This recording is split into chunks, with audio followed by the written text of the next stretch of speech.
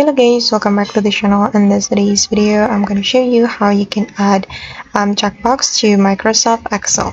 So guys, here I have already prepared my data on my Microsoft Excel, and for example, I'm going to add checkbox to this check column.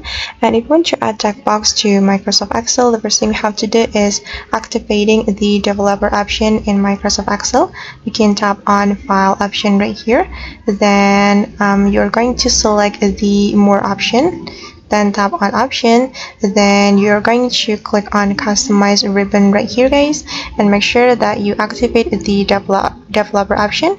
You can tap on this checkbox, okay, and after that we just need to click on OK, and we can start adding the checkbox. We can click on the developer option right here, then you're going to click on insert and select the checkbox, and you're going to draw the checkbox on the column that you want to add checkbox, and I'm going to draw the checkbox right here.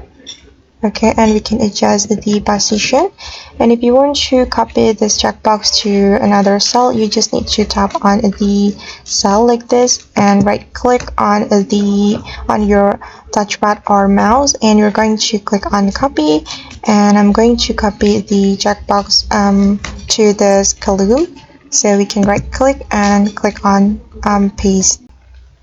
Okay, and now the checkbox has been added to our column on Microsoft Excel. And alright guys, that's how we can add checkbox on Microsoft Excel. I hope this tutorial will be helpful for you. Thank you so much for watching, and see you on the next video.